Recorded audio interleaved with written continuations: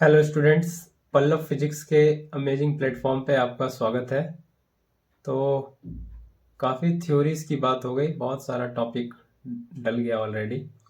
थोड़ा अब क्वेश्चंस वापस से बात करेंगे हम लोग, और अभी अभी एग्जाम तक क्वेश्चंस लेने की कोशिश करेंगे थोड़ा, है ना। कुछ और डिमांड था साउंड का और इलेक्ट्रोमैग्नेट का, वो भी देख लेंगे। वो भी लगा देंगे कुछ लेक्चर। थोड़ा क्वेश्चंस पे अब वापस आते हैं, है ना। एग्जाम आ रहा है, क्वेश्चन थोड़ा इंपॉर्टेंट है। थोड़ा क्वेश्चंस पे वापस चलते हैं, ठीक है। तो आज कुछ क्वेश्चंस लेके आए हैं और डिस्कस करेंगे जो आपके एग्जाम में रिलेवेंट हो सकता है। तो चलिए शुरू करते हैं कुछ क्वेश्चंस का डिस्कशन। तो पहला क्वेश्चन है, the difference between the temperature of water at the bottom and the top of a waterfall, है ना। पानी वाटरफॉल हो रहा है कुछ हाइट से, वो डिफरेंस कितना है? 0.2 डिग्री सेल्सियस। तो बोला है हाइट ऑफ वाटरफॉल निकाल लें, कितने हाइट से वाटर का फॉल हो रहा है। और जी का वैल्यू दिया हुआ है, स्पेसिफिक हीट कैपेसिटी दिया हुआ है वाटर का, है ना। तो इसको सॉल्व कर लेते हैं हम लोग। तो डिफरेंस दिया हुआ है वाटर का बॉटम और टॉप, तो इसको डेल्टा टी क्या लेते हैं, है ना। डिफरेंस ऑफ टेम्परेचर ये है 0.2 डिग्री सेल्सियस। और हमको हाइट निकालना है, जितने हाइट से वो पानी गिर रहा है। और जी का वैल्यू ये दिया हुआ है 10 न्यूटन पर केजी। और स्पेसिफिक हीट कैपेसिटी सी, है ना, सी का वैल्यू दिया हुआ है 4200 जूल पर केजी, है ना। ये दिया हुआ है वैल्यू, ठीक है। ये पहले इतनी बात आपको समझ में आई।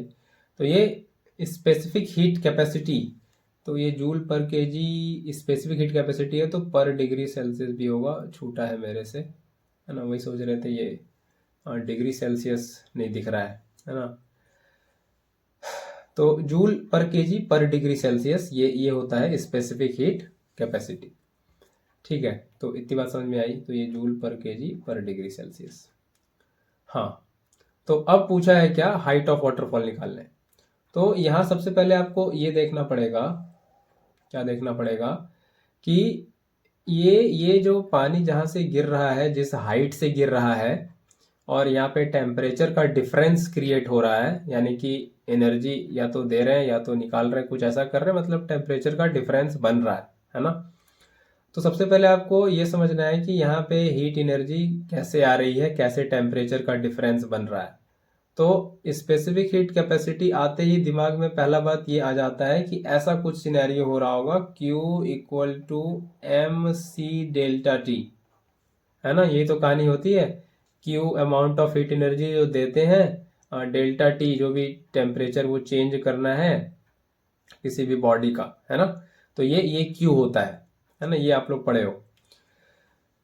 तो अब ये सवाल आता है कि ये हीट एनर्जी यहाँ पे आ कहाँ से रहा है। ये जो टेम्परेचर का डिफरेंस है 0.2 डिग्री सेल्सियस का, ये जो टेम्परेचर का चेंज है, ये टेम्परेचर का चेंज किस हीट से मिल रहा है, वो हीट आ कहाँ से रहा है ना। वो हीट एनर्जी आ कहाँ से रहा है। तो यहाँ पे आपको ऐसे सोचना पड़ेगा कि पानी एक हाइट से गिर रहा है ना। वाटरफॉल सर्टेन हाइट से, तो हाइट पे जो वाटर है वहां से जो पानी गिर रहा है, तो जब वाटर उस हाइट पे है, तो उस कॉन्फ़िगरेशन में उस हाइट पे वाटर के पास एनर्जी है, जिसको आप कहते हो पोटेंशियल एनर्जी, है ना। जब वाटर फॉल जो हो रहा है, जब वाटर एट हाइट है, तो वहां पे उस कॉन्फ़िगरेशन में वाटर का उस कॉन्फ़िगरेशन में रहने की वजह से उसके पास एनर्जी है, जिसको आप कहते हो पोटेंशियल एनर्जी, है ना। Gravitational potential energy, GPE. और ये कितना होता है? ये होता है mgh, है ना। mgh, वाटर का मास जितना है g, और जितने हाइट पे वो है। वही पानी जब नीचे गिर रहा है, तो यही mgh, है ना, ये पानी जब नीचे गिर रहा है, तो यही mgh, यही एनर्जी लेते हुए वाटर का टेम्परेचर बदल रहा है, और यही आपका तब्दील हो रहा है Q में, है ना। तो बेसिकली mgh ही वो यहाँ पे Q का काम कर रहा है ना। Q जो mc डेल्टा टी मिल रहा है, इसी mgh एनर्जी से मिल रहा है, ठीक है। तो इसी को इक्वेट करेंगे कि ये जो mgh है यही प्रोवाइड कर रहा है Q। mgh is providing the necessary Q to bring change in temperature by 0.2 degree Celsius. तो इसी को हम लोग यूज कर लेंगे mgh, है ना। ये पहले सोचना था इसमें कि ये q mc डेल्टा t कौन प्रोवाइड कर रहा है, तो ये mgh जो पोटेंशियल एनर्जी है, ये जो एनर्जी है वही प्रोवाइड कर रहा है, q का काम वही कर रहा है। तो ये m से m मर जाएगा और h आ जाएगा c delta t by g। c कितना है 4200, डेल्टा t कितना है 0.2 और g कितना है 10। तो ये कैंसिल होगा डेसिमल से, ये भी कैंसिल हो जाएगा, ये आ जाएगा 84 मीटर। तो पानी जो है 84 मीटर से गिर रहा है। तो gravitational potential energy is providing the necessary Q, necessary the amount of heat which is making the change in temperature by 0.2 degree Celsius. ठीक है, क्लियर हो गया। ये 84 मीटर हाइट हो जाएगा। तो 5 मिनट लगाए इस क्वेश्चन में, समझ आया होगा। आगे बढ़ते हैं अगले क्वेश्चन पे। ये अगला question, a straight wire is passed vertically through a cardboard sprinkled with iron filings, है ना।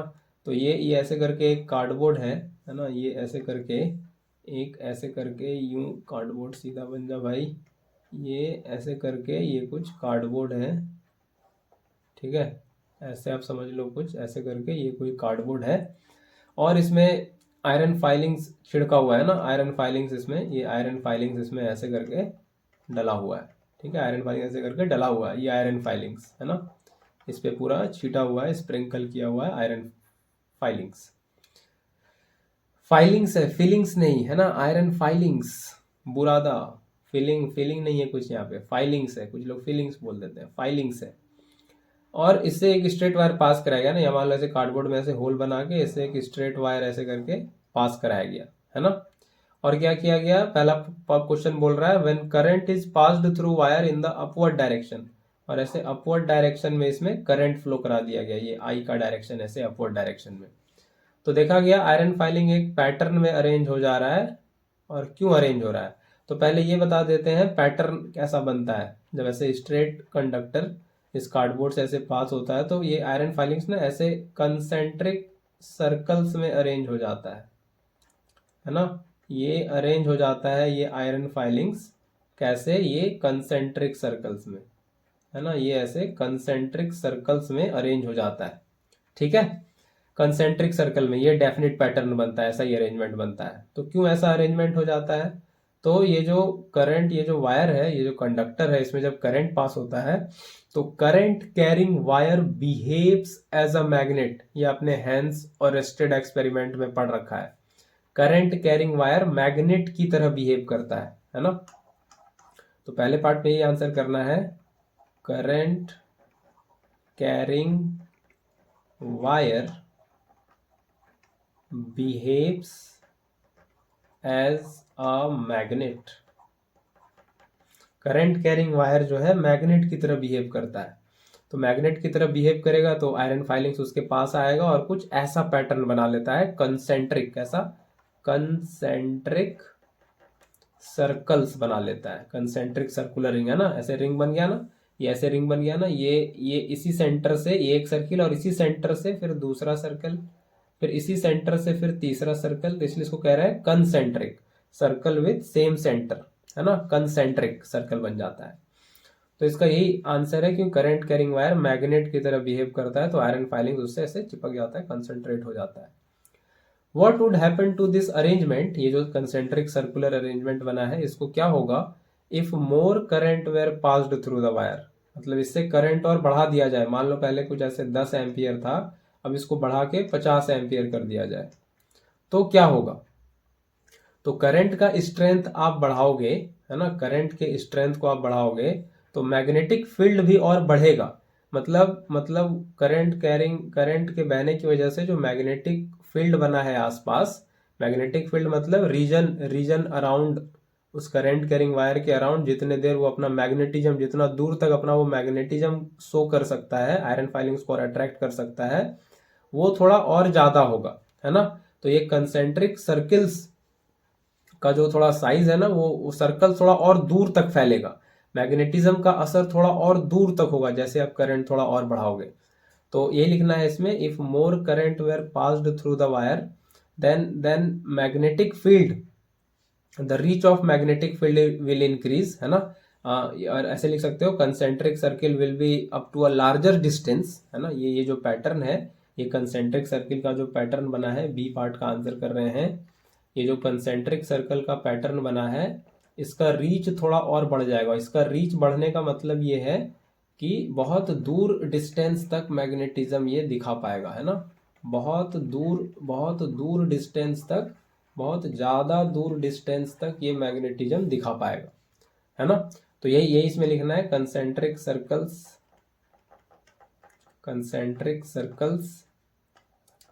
will reach up to a greater distance,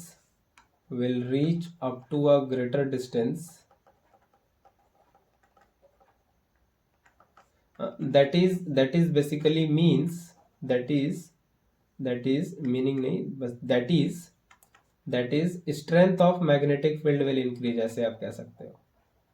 strength तो बोला है, पैटर्न को क्या होगा, तो पैटर्न को तो आपको यही लिखना है कि कंसेंट्रिक सर्किल ज़्यादा दूर तक फैलेगा, उसका मतलब वही है, strength of magnetic field will increase, यही होगा, है ना, यही होगा। तो ये आपको लिखना था, पैटर्न को क्या होगा, अरेंजमेंट को क्या होगा, तो आपको ये लिखना है कंसेंट्रिक सर्किल थोड़ा और बड़ा बनेगा और दूर तक फैलेगा। तो इसका मतलब यही है कि मैग्नेटिक फील्ड और मजबूत हो गया और दूर तक फैल रहा है। ठीक है, ये समझ में आ गया। आगे चले अगले क्वेश्चन पे, question number 3। You are given 3 resistor of magnitude 3 ohm each. तो 3 रजिस्टर दिया हुआ है, R1 3 ओम है, R2 ये भी 3 ओम है, R3 ये भी 3 ओम है। ठीक है, अब बोल रहा है इसको आप पैरेलल में लगा सकते हो और सीरीज में भी लगा सकते हो। तो आप इसको कैसे लगाओगे कि इक्विवेलेंट रेजिस्टेंस मैक्सिमम हो जाए। तो मैक्सिमम कब होगा, मैक्सिमम किस में मिलता है, सीरीज में। मिनिमम किस में मिलता है, पैरेलल में। तो सीरीज और पैरेलल में ऐसे लगा देंगे, मैक्सिमम के लिए क्या करेंगे, सीरीज में लगा देंगे, है ना। आर मैक्सिमम मतलब आर सीरीज, और यही इक्विवेलेंट मिल जाएगा R1 plus R2 plus R3। तो ये हो जाएगा 3 प्लस 3 प्लस 3 यानी कि 9 ओम, है ना, 9 ओम। अब है मिनिमम कैसे मिलेगा, पैरेलल में लगा दो। मिनिमम कैसे मिलेगा, यानी कि R पैरेलल कॉम्बिनेशन कर दो, है ना। पैरेलल कॉम्बिनेशन कैसे करते हैं, तो 1/R parallel 1/R1 plus 1/R2 plus 1/R3 ऐसे करते हैं। 1/3 प्लस 1/3 प्लस 1/3, तो ये 3 1 प्लस 1 प्लस 1, ये 3/3 यानी कि 1 ओम। और R पैरेलल को जब ऐसे रेसिप्रोकेट करोगे तो 1 है तो कोई दिक्कत होगा नहीं, 1 ही आ जाएगा, है ना। इसको जब ऐसे रेसिप्रोकेट करना होगा ना, तो ये 1 ओम ही आ जाएगा। तो ये मिनिमम हो गया, तो मिनिमम 1 ओम, मैक्सिमम 9 ओम, है ना। क्लियर है, आगे बढ़े। ये रहा अगला सवाल। तो AB एक ऑब्जेक्ट है और PQ इसका रियल इन्वर्टेड इमेज है। तो length of AB and PQ are equal, है ना। AB और PQ का लेंथ बराबर है। This is possible when a lens is present between the object and its image, है ना। तो लेंस जब होगा ऑब्जेक्ट और इमेज के बीच, तभी ये पॉसिबल है, बिल्कुल। और what kind of lens is used here, तो बताओ, आप ही बताओ कौन सा लेंस यूज हुआ है। ये ऑब्जेक्ट का रियल एंड इन्वर्टेड इमेज कौन बनाता है, कॉन्वेक्स लेंस, है ना। कॉनकेव तो बनाता नहीं, है ना। तो कॉनकेव तो बनाता नहीं, कॉन्वेक्स ही बनाता है। तो ये तो पहले पक्का है, कौन सा लेंस होगा, ये होगा कॉन्वेक्स लेंस। कौन सा लेंस होगा, कॉन्वेक्स लेंस, ये पहले क्लियर हो गया। Also state the position of lens and where it is to be placed. तो पोजीशन ऑफ लेंस बताना है, कहाँ रखोगे आप। तो ये देखो, ये क्वेश्चन में दे रखा है, ये length of AB and PQ are equal, मतलब ए में ही ये कह रहा है कि size of object equal to size of image. ये कॉन्वेक्स लेंस के किस केस में होता है, जब ऑब्जेक्ट आपका सेंटर ऑफ कर्वेचर पे हो, है ना। सेंटर ऑफ कर्वेचर, तो यहाँ पे 2F लिखना पड़ेगा, है ना। यहाँ पे तो 2F लिखते हैं लेंस के केस में। जब आपका ऑब्जेक्ट 2F1 पे हो, है ना, तो इसका इमेज जो है कहाँ बनता है, 2F2 पे, और ये सेम साइज का बनता है ना। तो तभी ये पॉसिबल होगा, है कि नहीं, तभी ये पॉसिबल होगा। सेंटर ऑफ कर्वेचर यहाँ पे सेंस ले सकते हो आप लेंस में, जैसे मिरर में लेते हो वैसे वाला सेंस। तो कहाँ पे ये ऑब्जेक्ट है 2f1 पे, ये 2f1 पे है और इमेज बना है 2f2 पे। तो ऐसे केस में कहाँ रखते हो लेंस को, तो लेंस को एकदम बीचों बीच रखते हैं, है ना। जो ऑब्जेक्ट डिस्टेंस है और जो इमेज डिस्टेंस है दोनों के एकदम बीचों बीच मिडिल में रखते हैं, है ना।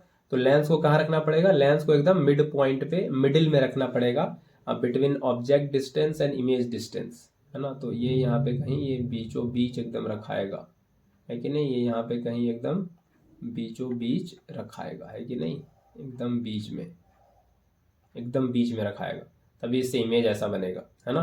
तो सेकेंड पार्ट में आपको आंसर यही करना है, लेंस को कहाँ रखना है, लेंस मतलब फर्स्ट पार्ट में ही, lens should be placed at mid point of object distance and image distance, ठीक है। तो लेंस को आपको यही रखना पड़ेगा, ये आपको आंसर करना है। तो name a device where this lens action be used, है ना। नेम द डिवाइस कहाँ का यूज करते हो, तो इसको हम लोग यूज कर लेते हैं जेरोक्स मशीन में, ये आप लिख सकते हो, है ना। ये लेंस एक्शन जेरोक्स मशीन में यूज होता है, ठीक है। और भी फोटो कॉपियर ये सब आप लिख सकते हो, तो एक लिख दिए हैं, बाकी आप लिख सकते हो, ठीक है। ये सेकेंड पार्ट। आगे बढ़ते हैं, ये 5वें नंबर क्वेश्चन पे चलते हैं। The two metals A and B have their specific heat capacities in the ratio 2:3। तो ये दे रखा है CA:CB, ये दिया हुआ है 2/3 या 2:3 जो भी दिया हुआ है, ठीक है, 2:3 एक ही बात है। If they are supplied the same amount of heat, मतलब Q सेम है, QA इक्वल टू QB, तो पूछ रहा है which metal piece will show a greater rise in temperature if their masses are same.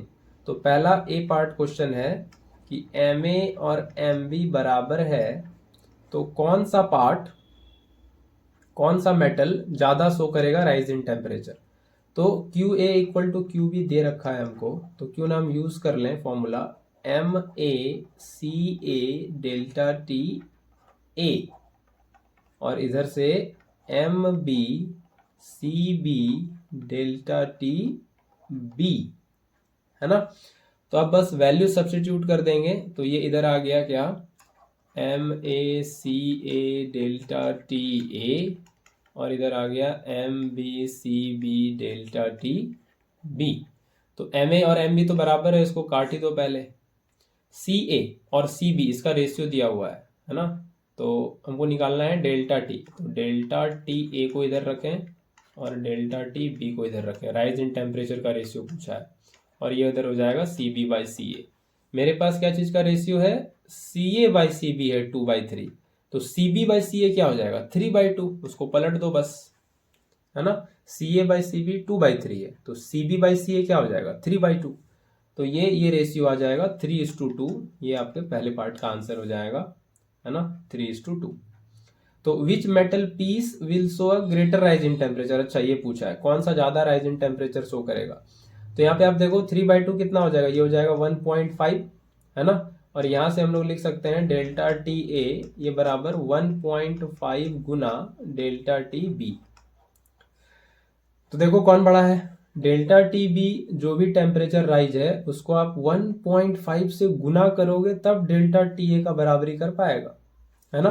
1.5 से मल्टीप्लाई करोगे तब delta T A का बराबरी कर पाएगा, मतलब डेल्टा टी बी छोटा है, इसको 1.5 से मल्टीप्लाई कर रहे हैं, तब इसका मतलब ये हुआ कि A will show greater rise in temperature, A will show greater rise in temperature, है ना। ए में टेम्परेचर राइज ज्यादा होगा बी से, बी में जितना टेम्परेचर राइज हो रहा है उसको आप 1.5 से मल्टीप्लाई करोगे तब ए का टेम्परेचर राइज का बराबरी कर पाएगा, तो बड़ा कौन हुआ ए, है ना। ठीक है, ये क्लियर हो गया।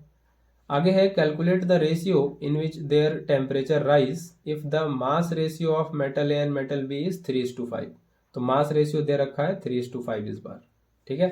तो सेकेंड पार्ट पे आ जाए, और वही वही लॉजिक लगाएं तो मास रेशियो दे रखा है MAMB 3/5, ये इस बार दे रखा है ना। तो सेम अमाउंट ऑफ हीट दे रहे हैं QA इक्वल टू QB, तो ये हो जाएगा MACA डेल्टा TA और ये हो जाएगा MBCB डेल्टा TB। तो क्या पूछा है इस बार, क्या पूछा है, ratio in which temperature rise if mass ratio of metal A and metal B is 3:5। ठीक है, तो मास रेशियो टेम्परेचर निकालना है, डेल्टा TA और डेल्टा TB कर लेते हैं और इधर हो जाएगा MB/MA और हो जाएगा CB/CA। तो MB/MA कितना है, ये MA/MB है 3/5, तो इसको आप पलट दो, ये हो जाएगा 5/3 MB/MA है ना, इसको पलट दो तो इसको भी पलटना पड़ेगा, तो 5/3 हो जाएगा, ये हो गया 5/3। CB/CA, तो CA/CB शायद वैल्यू हमारे पास है 2:3, तो CB/CA कितना हो जाएगा 3:2, इसको भी पलट दो, फिर 3 कट गया और ये आ गया 5/2, यानी कि 5:2, 5:2 ये हो जाएगा टेम्परेचर राइज का रेशियो सेकेंड केस में। ठीक है, आगे बढ़े, नेक्स्ट क्वेश्चन ये रहा। तो दे रखा है a convex lens of power +5 dioptre. सबसे पहले पावर दे रखा है क्या, +5 डायोप्टर। पावर का डेफिनेशन होता है ये 1/f है ना, रेसिप्रोकल ऑफ फोकल लेंथ। तो यहाँ से अगर हम फोकल लेंथ निकाल लें तो ये हो जाएगा क्या, ये हो जाएगा 1/5 है ना, और ये हो जाएगा 0.2 मीटर, और इसको सेंटीमीटर बना लें 0.2 × 100, तो ये हो जाएगा 20 सेंटीमीटर है ना, ये यहाँ से हटा दें, ये 20 सेंटीमीटर, ये पहले क्लियर है। ऑब्जेक्ट को रखा गया है 50 सेंटीमीटर लेंथ से, तो यू दिया हुआ है -50 सेंटीमीटर है ना, ऑब्जेक्ट डिस्टेंस तो निगेटिव ही होगा, हमेशा इधर ही रखते हैं, लेफ्ट साइड में साइन कन्वेंशन है। तो अब बोला है state the nature of image formed है ना, इमेज का नेचर कैसा है, रियल इन्वर्टेड है, डिमिनिश्ड है, हाईली इनलार्ज्ड है, वर्चुअल है, अपराइट है, क्या है। तो नेचर ऑफ इमेज यही होता है, तो नेचर ऑफ इमेज बताना है। तो देखो आप कि आपका जो ऑब्जेक्ट डिस्टेंस है वो 50 सेंटीमीटर पे है और फोकल लेंथ 20 सेंटीमीटर है। फोकल लेंथ का अगर हम डबल भी कर दें, फोकल लेंथ को डबल कर दो 2 × 20, तो ये होता है 40। तो देखो ऑब्जेक्ट 50 पे है, 40 से भी दूर है, मतलब 2f, फोकल लेंथ हो गया f, वहां तक 20, उससे डबल करो तो 2f, वो हो गया 40, 2f के भी बियॉन्ड है, बियॉन्ड 2f। तो जब बियॉन्ड 2f ऑब्जेक्ट है तो इमेज कहाँ बनता है, बिटवीन C एंड F। तो यहाँ पे बिटवीन F2 एंड 2F2 है ना, ऑब्जेक्ट जो रखा हुआ है ना, ये ऑब्जेक्ट जो कहा गया, हाँ ये ऑब्जेक्ट जो रखा हुआ है, ऑब्जेक्ट, ये ऑब्जेक्ट जो रखा गया है, ये रखा गया है बियॉन्ड 2F1 है ना, इधर F1 और 2F1 और उस साइड में F2 और 2F2। तो बियॉन्ड 2F1 देखो, तो 20 का 40, उससे और पीछे 50, यानी कि 2F1 के भी बियॉन्ड है। तो बियॉन्ड 2F1 जब रहता है तो इमेज बनता है बिटवीन F2 एंड 2F2 बनेगा इमेज। और यहाँ पे जब इमेज बनता है तो ये होता है डिमिनिश्ड, ऑब्जेक्ट से थोड़ा छोटा होता है ना, रियल एंड इन्वर्टेड वो तो होगा ही कॉन्वेक्स लेंस में। बस एक ही केस में वर्चुअल अपराइट आता है जब विद इन फोकल लेंथ रखते हैं, विद इन फोकस के अंदर रखते हैं, तब बाकी सारे केस में रियल एंड इन्वर्टेड। तो ये डिमिनिश्ड बनता है ना। रे डायग्राम बना लोगे आप लोग है ना, काफी समझदार हो। What is the definite distance towards or away from the lens the object should move so that image is not seen? बोल रहा है कि ऑब्जेक्ट को किधर मूव करें, लेंस की तरफ या लेंस से दूर, ताकि इमेज ही आपको दिखना बंद हो जाए, ना दिखे। तो किधर मूव करोगे जो आपको इमेज नहीं दिखेगा, बताओ किधर मूव करोगे। तो आपका फोकल लेंथ जो है, यहाँ से कहीं मान लो ये लेंस है, तो ये फोकल लेंथ 20 सेंटीमीटर है, और यहाँ से कहीं ये 2f वाला होगा, तो इसको हम ऐसे बड़ा कर दें f1, और ये 2f1, ये यहाँ से यहाँ तक ये हो जाएगा 40 है ना, और ऑब्जेक्ट कहीं यहाँ रखा हुआ है, यहाँ मान लो यहाँ पे रखा हुआ है ऑब्जेक्ट, ये है ऑब्जेक्ट डिस्टेंस, ये कितने पे है, ये है 50 पे, 50 सेंटीमीटर पे। ठीक है, तो अब बोल रहा है कि ऑब्जेक्ट को किधर मूव करें, लेंस की तरफ या लेंस से दूर, ताकि आपको इमेज ना दिखे, है ना, इमेज दिखना बंद हो जाए। तो किस लोकेशन पे इमेज हम नहीं देख पाएंगे, तो बियॉन्ड 2f1 रखें तो बिटवीन f2 एंड 2f2 बनेगा तो देख ही लेंगे, है ना। एट 2f1 रखें तो एट 2f2 बन जाएगा सेम साइज का, तब भी देख ही लेंगे, है ना। फोकस और 2f1 के बीच रखें तो बियॉन्ड 2f2 बनेगा, हाईली इनलार्ज्ड, तब भी देख ही लेंगे। फोकस के अंदर कर दें तब भी देख लेंगे, वर्चुअल एंड अपराइट बनेगा। लेकिन अगर फोकस पे अगर ऑब्जेक्ट को कर दें हम, है ना, यहाँ पे फोकस पे, अगर एक स्लाइड मेरे पास और आगे हो इसके लिए, हाँ है, अगर हम ऑब्जेक्ट को फोकस पे कर दें तो फोकस पे क्या होता है आपको है ध्यान, अगर ये है f1, अगर आप यहीं पे ऑब्जेक्ट को खड़ा कर दो, है ना, ये इस तरह से, ये ऑप्टिकल सेंटर, ये सब पता है आपको, ये ऑप्टिकल सेंटर, और इधर ये f2, है ना। अगर हम फोकस पे ऑब्जेक्ट को खड़ा कर दें तो क्या होगा, देखो ये रे डायग्राम, ये इस तरह से लाइट जाएगा, पैरेलल जाएगा, फोकस से पास कर जाएगा, यही होता है पैरेलल लाइट, फोकस पे कन्वर्ज कर देता है कन्वेक्स लेंस, और एक रे, दो रे लेना पड़ता है मिनिमम इमेज फॉर्मेशन के लिए, एक रे और ले लें जो यहाँ से ऑप्टिकल सेंटर से होके जाएगा इस तरह से। तो ये दोनों हो गया कि पैरेलल हो गया इसको, है ना, ये दोनों हो गया बिल्कुल पैरेलल, है ना, मतलब ये दोनों कहीं इन्फिनिटी पे जाके मिलेगा, है ना, इन्फिनिटी पे जाके मिलेगा, बहुत दूर मिलेगा। इन्फिनिटी कहने का मतलब है कि बहुत दूर मिलेगा, इन्फिनिटी कहने का ये मतलब है। तो ये जहाँ पे इमेज बनेगा ना, ये हम लोग नहीं देख पाएंगे, मतलब ये मैग्नीफाइड इतना ज़्यादा हो जाएगा, ये केस में हाईली मैग्नीफाइड हो जाएगा, मैग्नीफाइड इतना ज़्यादा हो जाएगा कि हमको दिखेगा नहीं सही से, है ना, एकदम इन्फिनिटी पे इमेज बनेगा। तो एट फोकस रखोगे तो इमेज इन्फिनिटी पे ही बनता है, बहुत दूर बनेगा, हाईली मैग्नीफाइड बनेगा, और हम लोग इसको नहीं देख पाएंगे। तो ये आपको आंसर करना है। तो ये फोकस पे लाना पड़ेगा ऑब्जेक्ट को, तो कितना दूर आए, किधर आए हम लोग, तो हम लोग थे 50 सेंटीमीटर पे, है ना, यहाँ मान लो 2f1 है, यहाँ पे कहीं ऑब्जेक्ट था, है ना, ये पूरा डिस्टेंस था 50 और ये था 20, तो हम लोग थे यहाँ 50 सेंटीमीटर पे, और हम लोग आ गए यहाँ f1 पे, यहाँ से इतना दूर आ गए, तो कितना दूर आए, तो बताओ, ये 50 है और ये 20 माइनस कर दो तो ये कितना बचा, 30, है ना, ये कितना बचा, 30। तो 30 सेंटीमीटर टुवर्ड्स द लेंस आना पड़ेगा ताकि इमेज हमको नहीं दिखे, 30 सेंटीमीटर टुवर्ड्स द लेंस आना पड़ेगा, है ना, ये डेफिनेट डिस्टेंस ये ट्रेवल करना होगा हमको लेंस की तरफ ताकि इमेज ना दिखे, so that image is not seen, है ना। तो 30 सेंटीमीटर ये इसमें आंसर करना है आपको, बाकी सब लोकेशन में इमेज दिख ही रहा है, बस ये एक लोकेशन होगा जहाँ पे इन्फिनिटी पे इमेज बनेगा, हाईली मैग्नीफाइड, बहुत ज़्यादा, you may not be able to see it. ठीक है, तो ये इसमें आंसर करना था। आगे बढ़ जाते हैं अगले क्वेश्चन पे। Redraw the diagram by linking points A, B and C to points X, Y and Z on the socket. तो ये सॉकेट आप लोग देखे हो, अर्थ वायर वाला पिन रहता है, अर्थ पिन, लाइफ पिन और न्यूट्रल पिन रहता है, जब भी कोई प्लग लगाते हैं तो उसमें कनेक्शन ऐसे बन जाता है। तो अब आप यहाँ पे देखो कि ये सी तो आपको तुरंत से चमक गया, है ना, सी में तो कोई दिक्कत नहीं है, सी आपको तुरंत से चमक गया है कि सी जो है ये ग्राउंडिंग हो रहा है ना, सी वाला ये अर्थिंग हुआ है, मतलब सी वाला अर्थ पिन में जुड़ेगा, और अर्थ पिन कौन होता है, ये ऊपर वाला नहीं, ये दोनों तो वाई जेड तो लाइव और न्यूट्रल है ना, ये एक्स जो है ये ऊपर वाला जिसमें अर्थ पिन डालते हैं जो लॉन्गर और थिकर होता है ताकि अर्थ कनेक्शन पहले हो जाए, मेटेलिक केस में वो अप्लायंस का कोई करंट आ रहा है तो हमको ना लगे, वो अर्थ हो जाए पहले और हम सेफ रहें। तो ये देखो ये एक्स ऊपर रहता है, ये वाला ये है अर्थ, है ना, ये क्या है, ये है अर्थ। ठीक है, तो इसी का, है ना, इसी का कनेक्शन करना पड़ेगा। तो ये सी का जो है ये यहाँ से सी को कनेक्ट करना पड़ेगा इससे, इस वायर से, है ना, एक्स वाले से, है कि नहीं। अब बात कर लेते हैं ए और बी की।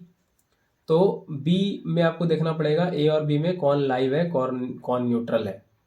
तो बी को आप देखो, बी और सी के बीच 0 वोल्ट है, सी तो जीरो पे है ही और बी भी जीरो पे है, इसका मतलब तब तो बी और सी के बीच जीरो है कि नहीं। तो बी भी जीरो पे है, जो कि न्यूट्रल वायर होता है जीरो पे, है ना, लाइव रहता है 240 पे, उसी पे करंट आ रहा होता है। और ए देखो 240 वोल्ट पे, क्योंकि यहाँ देखो ये ए और बी का डिफरेंस 240 है, यानी कि बी जीरो होगा, है ना, बी 0 वोल्ट होगा, ए 240 होगा, तभी तो डिफरेंस 240 है। ये ए और सी भी अर्थ किया हुआ है, तो सी भी किस पे है, 0 वोल्ट पे, तभी तो ए और सी का डिफरेंस भी 240 है।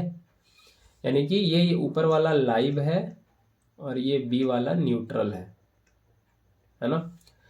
तो बी को डाल देंगे न्यूट्रल में, तो बी को डाल देते हैं न्यूट्रल में, है ना, बी को डाल देते हैं, ऐसे यहाँ मोड़ दोगे थोड़ा, है ना, ये वायर थोड़ा मोड़ के दिखाना होता है ना, ये वायर जो है थोड़ा ऐसे करके यहाँ मोड़ दोगे, ये सलीका होता है दिखाने का, ठीक है। तो ये इसको वाई में डाल दोगे और ये ए जो है इसको मोड़ देते हैं, एक बार यहाँ और इसको मोड़ के यहाँ डाल दो लाइव में, है ना।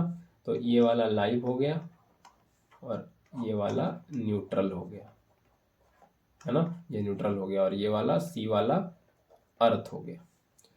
ठीक है, ऐसे होगा, ये सिंपल सा कनेक्शन आपको पता ही है। चलिए आगे बढ़ते हैं, अगले क्वेश्चन पे चलते हैं। ये है क्वेश्चन नंबर 8। तो दे रखा है एक ब्लॉक है जिसका मास 30 kg है ना। तो ये जो ब्लॉक है ये 30 kg का है। Is pulled up a slope, ये एक इंक्लाइंड प्लेन है, ये एक स्लोप है, इसमें इसको पुल किया जा रहा है ऊपर by applying a force of 200 newton parallel to the slope. A and B are initial and final position दे रखा है। Calculate the force of friction offered by the surface A B. तो इसको जब ऊपर ले जा रहे हैं तो फोर्स ऑफ फ्रिक्शन ये ए बी सरफेस कितना लगा रहा है, ये पूछा है, ठीक है। तो कितना लगा रहा है फोर्स ऑफ फ्रिक्शन, कैसे पता चलेगा। तो देखो इस ब्लॉक को जब आप ऊपर लेके जा रहे हो ए से बी लोकेशन पे, तो आपको काम करना पड़ेगा, सिंपल सी बात है, वर्क डन करना पड़ेगा, है ना। फोर्स लगा ही रहे हो 200 न्यूटन और 3 मीटर डिस्प्लेसमेंट कर ही रहे हो, तो वर्क डन करना पड़ेगा, है कि नहीं। तो वर्क डन कितना करना पड़ा, force into displacement 200 newton into 3 metre, यानी कि 600 जूल। ये इतना वर्क डन करना पड़ा है, जब आप इस ब्लॉक को ऊपर लेके जाओगे तो 600 जूल इतना वर्क डन करना पड़ेगा। जब देखो ये ब्लॉक यहाँ बी पे पहुंचा, तो हम जितना वर्क डन किए, ये 600 जूल, ये जो एनर्जी है बेसिकली, है ना, ये जो इतना वर्क डन किए, ये जो इतना एनर्जी स्पेंड किए, तो बी पे पहुंचने के बाद यही एनर्जी उसके पास रहना चाहिए, है ना। और बी पे जब वो पहुंच गया है, उस कॉन्फ़िगरेशन में उसके पास कौन सा एनर्जी होगा, पोटेंशियल एनर्जी। वो एक हाइट पे है, वो है कितने हाइट पे है, 1.5 मीटर की हाइट पे, है ना। अगर आप देखो तो ये 1.5 मीटर की हाइट पे है। तो उस कॉन्फ़िगरेशन में वो जो ब्लॉक उस कॉन्फ़िगरेशन में पड़ा हुआ है, उसके पास पोटेंशियल एनर्जी होगा, energy which a body has due to configuration, इसको कहते हैं पोटेंशियल एनर्जी। तो वो जो बॉडी का उस तरह से अब सजावट बना, वो अरेंजमेंट बना, वो अब उसमें पोटेंशियल एनर्जी है। तो देख लेते हैं पोटेंशियल एनर्जी कितना है। तो वो वहां पे पोटेंशियल एनर्जी mgh होगा, है ना। हम देख रहे हैं, वही देखना चाह रहे हैं। आपको ये समझना पड़ेगा फोर्स ऑफ फ्रिक्शन क्यों आ रहा है, ये क्यों फ्रिक्शन फोर्स की बात हो रही है यहाँ पे। तो आपको पोटेंशियल एनर्जी निकालो, फिर अभी सेंस लगाएगा क्या ये कर रहे हैं। तो मास कितना है 30, जी कितना है 10 ले लेते हैं, और एच कितना ऊपर है, ये 1.5 मीटर ऊपर है। तो डेसिमल हटाएंगे, ये 0 कटेगा और ये हो जाएगा 450 जूल। तो देखो हम 600 जूल का एनर्जी खर्च करके इसको ऊपर ले गए, तो इसके पास 600 जूल होना चाहिए था, लेकिन 600 जूल है नहीं, उसके पास वहां पे 450 जूल ही है। 150 कहाँ चले गया, ये 150 जूल एनर्जी का क्या हुआ। ये जो 150 जूल एनर्जी हम जो खर्च किए इतना मेहनत करके, ये बेकार हो गया, ये क्या हो गया, है ना, ये क्या हुआ। 600 जूल एनर्जी 450 में कैसे बन के रह गया। तो जब आप इसको ऊपर ले जा रहे थे, तो एक रेजिस्टिव फोर्स सरफेस पे लग रहा था, और जो आपके मोशन के अलोंग लग रहा था फ्रिक्शन फोर्स, है ना, वो सरफेस का फ्रिक्शन, वो थोड़ा आपके द्वारा जो एनर्जी खर्च हो रहा है, वो एनर्जी को थोड़ा वो खा गया, है ना, वो थोड़ा एब्जॉर्ब कर लिया, वो थोड़ा ले लिया, आपकी एनर्जी का थोड़ा डिसिपेशन हो गया, है ना। तो 600 जूल एनर्जी जो 150 नहीं दिख रहा आपको, जो बी पोजीशन पे भी होना चाहिए था उसके पास, वो नहीं है, क्योंकि 150 जूल फ्रिक्शन खा गया, है ना। तो फ्रिक्शन कितना खा गया, फ्रिक्शन फ्रिक्शन कितना एनर्जी खा गया, फ्रिक्शन की वजह से फ्रिक्शन कितना एनर्जी खा गया। तो 600 तो हम लेके चले थे, लेकिन वहां पे 450 ही दिख रहा है, यानी कि 150 खा गया फ्रिक्शन, है ना। तो फ्रिक्शन 150 खा गया।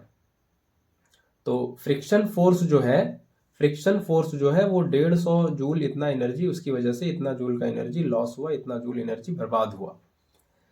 तो अब यही एनर्जी कॉरेस्पॉन्ड करेगा work done by the friction force, है ना, क्योंकि ये जो एनर्जी है ये फ्रिक्शन ही खाया है ना।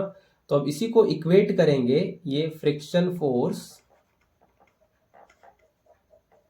इनटू डिस्प्लेसमेंट, और ये होता है वर्क डन के बराबर, है ना।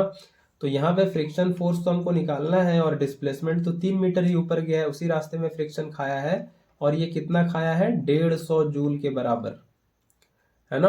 150 जूल के बराबर फ्रिक्शन खा गया। तो ये फ्रिक्शन अब कितना आ जाएगा, 150/3, और ये आ जाएगा 50 न्यूटन, है ना। फ्रिक्शन फोर्स इतना न्यूटन आ जाएगा, ठीक है कि नहीं। तो ये 150 जूल कॉरेस्पॉन्ड कर रहा है फ्रिक्शन फोर्स कितना वर्क डन किया, है ना। वो जब ऊपर लेके वर्क डन करके जा रहे थे तो फ्रिक्शन भी वर्क डन कर रहा था आपके अगेंस्ट फोर्स लगा के, है ना। तो फ्रिक्शन इतना 150 जूल इतना एनर्जी खा गया। तो फ्रिक्शन फोर्स भी जब लग रहा था तो लगते लगते, है ना, फ्रिक्शन फोर्स इधर लग रहा था, लेकिन डिस्प्लेसमेंट तो था इधर ही, 3 मीटर ऊपर गया, है ना। तो फ्रिक्शन फोर्स 3 मीटर डिस्प्लेसमेंट के दौरान लगते रहा, और वो 150 जूल इतना एनर्जी खा गया। तो उसको बराबर कर दिए फ्रिक्शन फोर्स के द्वारा work done, F×3 equal to 150 joule, ये 50 न्यूटन आ गया फ्रिक्शन फोर्स। ठीक है, ये समझ में आया, friction force offered by surface AB 50 Newton. आगे बढ़ते हैं, ये 9 नंबर क्वेश्चन देखते हैं। ये थ्योरी में ही बता रखे हैं, अगर आप लोग लेक्चर देखे वो वाला तो रिफ्रैक्शन वाला, तो आपको ये वाला डिस्कशन वहाँ मिला होगा क्रिटिकल एंगल में, है ना। क्रिटिकल एंगल में ये मिला होगा, ठीक है। तो ये फिगर क्या कह रहा है, in the given diagram 2 transparent optical media are Son.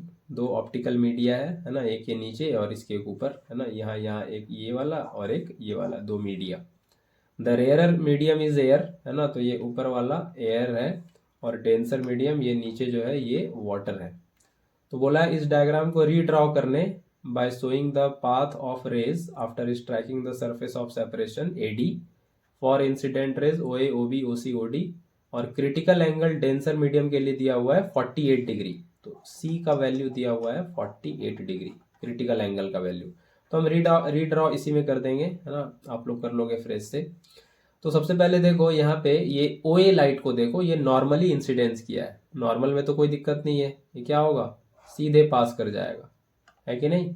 Normal में तो कोई समस्या ही नहीं है, ये बिल्कुल इस तरह से सीधे पास कर जाएगा, नॉर्मल इंसिडेंस है। यहाँ पे एंगल ऑफ इंसिडेंस 0 है, तो एंगल ऑफ रिफ्रैक्शन भी 0 होगा, सीधे सीधे पास कर जाएगा, है ना। कोई दिक्कत नहीं, कोई बेंडिंग नहीं, है ना, कोई बेंडिंग नहीं, कुछ नहीं, है ना। एंगल ऑफ इंसिडेंस 0, तो 0 डिग्री, तो 0 डिग्री है भी 48 डिग्री से कम है, क्रिटिकल एंगल से कम है, क्रिटिकल एंगल से कम है तो बस रिफ्रैक्शन होता है ना, कोई और कुछ फेनोमेना नहीं होता। तो ये वही हो जाएगा, सीधे पास कर जाएगा। अब बी वाले को देखें, जब ये O B पे गिरेगा तो 42 डिग्री पे गिर रहा है, एंगल ऑफ इंसिडेंस कितना है बी के लिए, है ना। इसको इधर आगे वाले स्लाइड पे लिखें। तो बी के लिए आप देखो एंगल ऑफ इंसिडेंस जो है वो 42 डिग्री है, और वो लेस है 48 डिग्री से, ठीक है, कम है 48 डिग्री से। तो 48 डिग्री से कम है, अगर एंगल ऑफ इंसिडेंस कम है क्रिटिकल एंगल से, तो सिर्फ रिफ्रैक्शन होता है ना। तो यहाँ पे बेसिकली यहाँ पे रिफ्लेक्शन और रिफ्रैक्शन दोनों होगा, है ना, क्योंकि जब इंटरफेस पे गिरता है तो दोनों होता है। हम लोग एट ए टाइम बस एक ही बात कर लेते हैं, लेकिन होता दोनों है। तो यहाँ पे थोड़ा थोड़ा रिफ्लेक्शन भी होगा इस तरह से सेम एंगल पे, है ना, और ये थोड़ा रिफ्रैक्ट भी करेगा, नॉर्मल से दूर भी जाएगा, है ना, ये रिफ्रैक्शन भी होगा, ठीक है। तो ये सेकंड वाले केस में होगा, ये पहले क्लियर है। अब थर्ड वाले की बात करें, 48 डिग्री पे गिर रहा है, मतलब क्रिटिकल एंगल पे ही गिर गया, है ना। I इक्वल टू 48 C के बराबर हो गया, C के बराबर हो गया I। तो जब angle of incidence critical angle के बराबर हो जाता है तो क्या होता है, एंगल ऑफ रिफ्रैक्शन 90 डिग्री हो जाता है ना। रिफ्रैक्टेड रे सरफेस को ग्रेज करते हुए जाता है, चरते हुए जाता है गाय की तरह। तो ये रिफ्रैक्टेड रे ये इसको ग्रेज करते हुए जाएगा, इस तरह से इसी के ऊपर चले जाएगा सी वाले केस में। अब ये 60 डिग्री है डी वाला, यानी कि 60 क्या है 48 से बड़ा है, 60 क्या है 48 से बड़ा है, यानी कि angle of incidence critical angle से ज्यादा है। Angle of incidence critical angle से ज्यादा होता है तो होता है टोटल इंटरनल रिफ्लेक्शन। ये भी थ्योरी पूरा डाला हुआ है, आप लोग देख सकते हो। तो इसका कोई रिफ्लेक्शन नहीं होगा, सीधा सीधा टोटल इंटरनल रिफ्लेक्शन हो जाएगा 60 डिग्री पे। TIR का फेनोमेना हो जाएगा जब I ग्रेटर देन C होगा तो। ठीक है, क्लियर हो गया ये भी क्लियर है। आगे बढ़े, क्वेश्चन नंबर 10 देखें। दो कॉपर वायर है जिसका लेंथ 1:2 के रेशियो में है ना। तो L1:L2 ये है 1:2 है ना। ये ब्लैक कलर से दिखाएं इसको, हाँ। और क्रॉस सेक्शनल एरिया A1:A2 ये कितना है 1:4। तो बोला है क्या रेशियो होगा रेजिस्टेंसेस का, है ना। रेजिस्टेंसेस का रेशियो पूछा है। तो R1 हम लोग क्या लिख सकते हैं, रो L1/A1। R2 क्या लिख सकते हैं, रो L2/A2। देखो दोनों कॉपर वायर ही है, दोनों का मटेरियल सेम है, दोनों सेम मटेरियल से बना है, तो रेजिस्टिविटी दोनों का नहीं बदलेगा। रेजिस्टिविटी डिपेंड करता है कि वो किस मटेरियल का है ना। रेजिस्टिविटी डिपेंड करता है कि वो किस मटेरियल से बना हुआ है, वो किस मटेरियल का है। रेजिस्टिविटी को कोई फर्क नहीं पड़ता, है ना। रेजिस्टिविटी में कोई चेंज नहीं आता अगर मटेरियल सेम है तो। कॉपर का ही दोनों बना हुआ है तो कॉपर का तो रेजिस्टिविटी वैल्यू सेम ही होगा। तो रेजिस्टिविटी दोनों का सेम ही होगा, रो 1 रो 2 दोनों बराबर होगा रो के, सेम होगा दोनों, तो इसलिए दोनों जगह रो ही लिखे हैं। ठीक है। और यहाँ पे देखो सेकंड क्वेश्चन पूछा भी है स्पेसिफिक रेजिस्टेंस, जिसको आप रो कहते हो, ये रो क्या है, रो को ही स्पेसिफिक रेजिस्टेंस कहते हैं, स्पेसिफिक रेजिस्टेंस या रेजिस्टिविटी। ये तो क्या होगा, ये दोनों के लिए सेम है तो ये 1:1 हो जाएगा, है ना। कोई दिक्कत नहीं है, दोनों के लिए सेम है, दोनों के लिए रेशियो सेम आ जाएगा 1:1। रेजिस्टेंसेस में थोड़ा देख लेंगे, इसको अब डिवाइड करके देख लेंगे अभी। तो ये हो जाएगा R1/R2 रो L1/A1 और रो L2/A2। तो रो से रो मर जाएगा, ये हो जाएगा L1/L2 और A2 ऊपर आ जाएगा यहाँ से, है ना, ये ऊपर चले जाएगा और A1 नीचे रह जाएगा A2/A1। तो L1/L2 कितना दिया हुआ है, कहाँ आ गए, L1/L2 दिया है 1:2, A1/A2 दिया है 1:4। तो L1/L2 1:2, A1/A2 है 1:4। तो यहाँ A2/A1 कर दिया, तो कोई पलटना होगा, 4:1 करना पड़ेगा। तो ये 2 जा 4, ये हो जाएगा 2/1 या 2:1। तो रेजिस्टेंसेस का रेशियो हो जाएगा 2:1 और स्पेसिफिक रेजिस्टेंस या रेजिस्टिविटी 1:1 ही रहेगा, क्योंकि वो सेम मटेरियल के लिए सेम होता है। तो आज के लिए इतना ही, मिलते हैं फिर अगले लेक्चर में। अभी अब क्वेश्चन सीरीज वापस आ गया है फिर से, अब यही चलेगा कुछ दिन, अभी 5-6 दिन कम से कम, बहुत सारा क्वेश्चंस कराएंगे। तो आप लोग बने रहिए, देखते रहिए, फॉलो करते रहिए। चलिए मिलते हैं फिर, till then take care, bye bye.